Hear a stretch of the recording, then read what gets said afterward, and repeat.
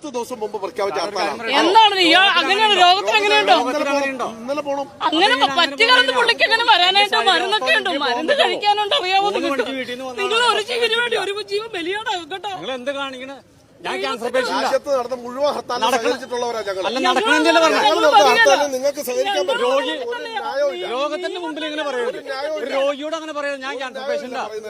10 ദിവസം മുമ്പ് പ്രഖ്യാപിച്ച ഹർത്താലാണ്. നിങ്ങൾ ജനങ്ങൾ സഹകരിച്ചാൽ മതിയാവും. രോഗം എന്നത് ചോദിക്കണം. പോകാമായിരുന്നു. നോട്ടീസ് അടിച്ചോണ്ട് രോഗം തന്നെ. നിങ്ങൾ എനിക്ക് പോകാൻ പറ്റണ്ട. എന്റെ ശാരീരിക ഞങ്ങൾ ഇത് പ്രഖ്യാപിച്ചാൽ അന്ന് തന്നെ പോകണം. ഞാൻ 3 മണിക്ക് പോകുന്ന 6 മണിയിലെ ഹർത്താൽ 6 മണിക്കല്ലേ? ഞങ്ങളുടെ ഹർത്താൽ പൊളിക്കണമെന്നാണ് നിനക്ക് നിർബന്ധം. അല്ല, എന്ത് നിർബന്ധം? ഞാൻ വരില്ല. ഞങ്ങൾ ജീവിക്കട്ടെ. വിടില്ല.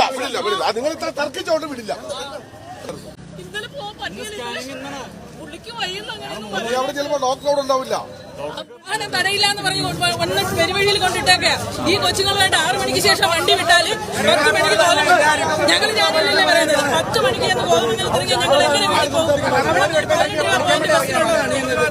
ഈ 2 പെൺകുട്ടികളെ എന്റെ സ്ഥലം അവിടെ ട്രിവാൻഡ്രത്ത് മണമ്പൂരുള്ള സ്ഥലമാണിത്. അവിടെ നാളെ ഈ കുട്ടികൾക്ക് എക്സാമാണ്. എന്തോ പറഞ്ഞേ? വിടത്തില്ലാന്ന് KSRTC അവിടെ തടഞ്ഞിട്ടേക്കുന്നു. 1.5 മണിക്കൂറായി തടഞ്ഞിട്ട്. ഇന്നലെ ബുക്ക് ചെയ്തപ്പോ ഞാൻ വിളിച്ച് ചോദിച്ചു, സാറേ വിടുവന്ന്, വിത്ത് പോലീസ് പ്രൊട്ടക്ഷൻ വിടുവെന്നാണ് അവർ